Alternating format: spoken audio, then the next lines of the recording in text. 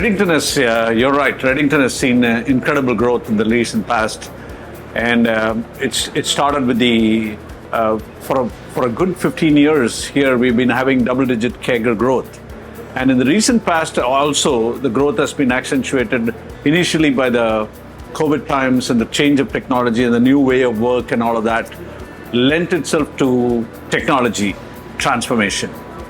First, it was a digital transformation that was there, along with digital transformation, which meant that everything in every company had to be digitally enabled.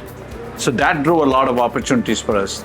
The more important one is while the market expands, it is your readiness that brings the readiness to grab those opportunities that brings in the growth, right? So how do you bring in growth? You have to have a fantastic team out there. It is not just your team, but the people right up to the bottom who are always looking for and answering and solving problems for the customers. So there has to be a problem-solving approach with the place that they're meeting with the partners with. What are we trying to solve? Second thing is you have to have innovation allowed in every aspect of your go-to-market. So things are changing. How people buy is always changing. How people seek information is changing.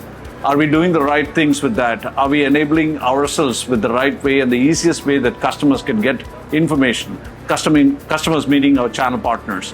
Are they able to get such information? How are we making them bigger than what they are? All of this has to be driven by the team. So every team member has to understand his role and needs to understand how his role impacts his customer and also our bottom line. So that's the thing that I'm always trying to make that connection happen across the organization. And that's been the singular reason why Redington has collectively done well in the region. There's been opportunities, there's been transformation, there's continuous innovation happening in the market, but your readiness to take care of this and take advantage of this opportunity is the most important thing. Well, we are the classic, what we call as a technology ecosystem player, and our job is actually to reduce technology friction. We took it upon ourselves, coining this word called technology friction. What's technology friction? We define it like this. The rate of innovation is like this, which means it's steep nowadays. The rate of adoption is not as steep, meaning it's widening. So the thing is, our job is to make sure that we bring the right technologies together, provide a right ecosystem, and commercially enable it so that this rate of innovation is caught upon with the rate of adoption. In other words, try and reduce the technology friction that exists there. So that's the core that we are working on in every which small ways. And that comes up in the form of, having the right kind of tools within Redington, meaning our own innovations like what we have for a platform for the cloud business, for partners to easily take it to their customers. As the transformation to cloud is rapidly happening and has happened already, there needed to be a good way for all of those hyperscalers to link with their partners and to their end customers. So a platform approach had to be built. We have a homegrown solution called Cloud Quarks, which is actually doing that job for us very well. The second thing is about digital commerce. We enabled all our Redington's capabilities and processes and enabled that digitally, which means that we have created a digital twin, per se, loosely said, of Redington. So that's the other example that we have of how we are taking this market. So we are doing, and then a pre-sales engine and things that are specific for our vendors. We are nothing without our vendors because they bring in the technology. They are also not going to be as successful without us because we take that technology and take it out in the market using these go-to-market assets. By the way, this is the 11th year of our participation in GITEX. We also participated in GITEX Africa as well when it started out in Morocco. We feel that this is a real good platform for engaging and showcasing technology. So here again, what we're doing is we're bringing the best of vendors and the best of solutions and bringing our partners together to share. And as we say, we are enabling the tech ecosystem and synergizing the tech ecosystem. That's what we're trying to do. As far as the market is concerned, the Middle East market is full of opportunities. and the Africa market has full of opportunities as well. There are about 54 countries in Africa which are actually trying to leapfrog and get into the digital future. In adoption, they are leapfrogging and going directly into digital money, into cloud adoption and things like that, because those technologies are solving real problems for them.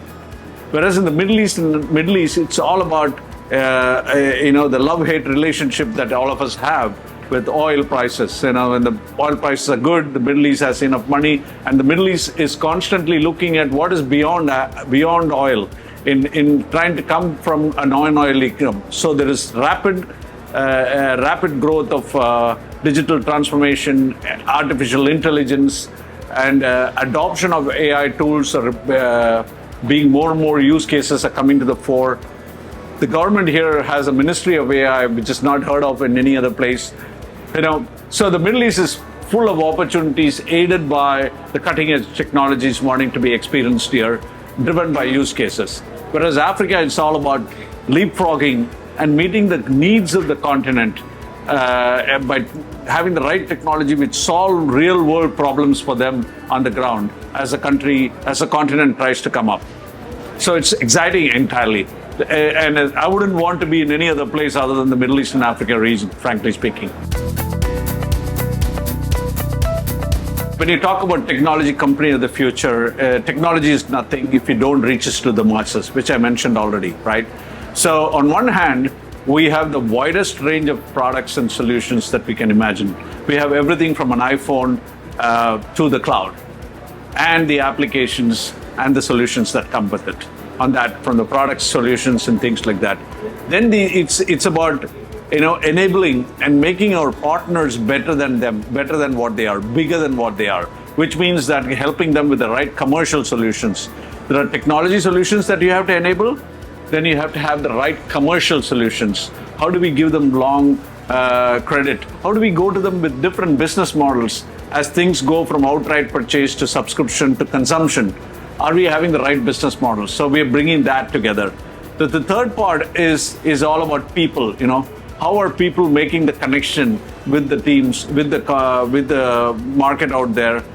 How is the relationship growing? Without relationships, nothing works well, right? So at the end of it, we might have technology everywhere, but we have to have the right people in the technology, right people with the right, what you call, mindset to build the relationships. So bringing all of these together is what is Redington's story and our mission, and hopefully our success going forward.